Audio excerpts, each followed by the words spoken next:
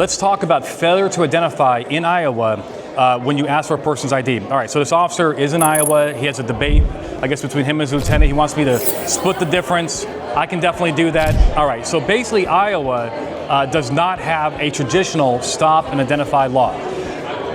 But half the states do, right? To my last estimate, maybe give or take. But a lot of states do have a law that if you have reasonable suspicion, now we're talking about reasonable suspicion, we are not talking about some consensual encounter. You go up to the guy, you're like, hey, how are you doing today? Will you give me your ID? And the guy says, I'm not giving you my ID, and you say, you're under arrest. Clearly that cannot happen, right? Maybe in New York, I think they thought that could happen, but not, obviously, that cannot happen. So what we're talking about is reasonable suspicion stops. Now, many states, like Nevada, for example, says that if you are detained under reasonable suspicion and the officer asks you for your identity, you must identify yourself. And if you do not, that has legal consequences, that you can be arrested for failure to identify. Now, I'll just put a little caveat on that. Okay? That case is called Heibel. But even then, the ID should help move the investigation forward. In other words, it should help confirm or dispel your reasonable suspicion. In other words, what I'm saying to you, even in a state like Nevada that has a stop and identify statute, if that identification does nothing to move the investigation forward, why in the heck would you ever arrest that dude? Why are you taking him to jail and say, you know what, even though I dispelled my suspicions, you're still going to jail because you're not giving your ID, even though the ID does not move the investigation forward. So I have some cases on that, but I would just be careful with that mentality. Most of the time, 95% of the time, that identification is going to move the needle forward. It's going to help confirm or dispel their reasonable suspicion, their criminal history, their records, and so forth may actually help determine whether or not they are involved in criminal conduct. I'm just saying. But now let's go to Iowa, where they do not have a law like that.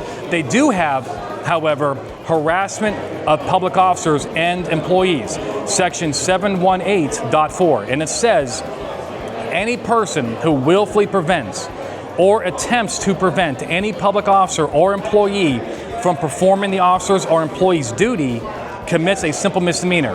Now the question is this: does that law now come into play where we can now compel identification on threat of arrest? And the answer is absolutely not. No way.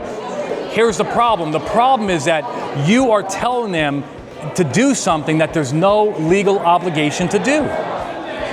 In other words, you cannot force them to utter words out of their mouth to help you with your investigation.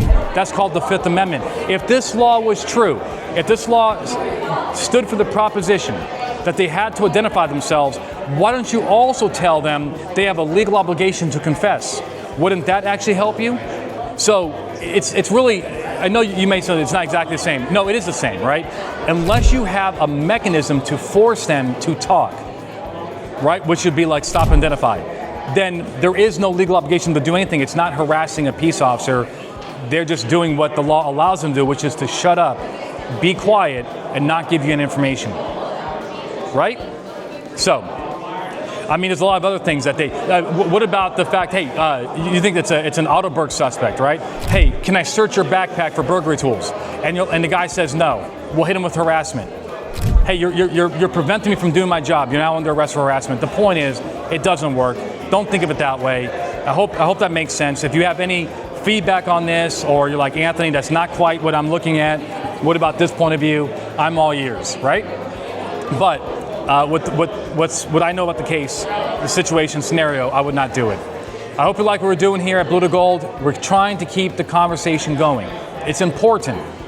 It's very important, okay? All right, if you like what we're doing here, like, subscribe, share it with friends. It helps us out. Either way, I know you're busy. Okay? All right, I'll see you next time, and stay safe.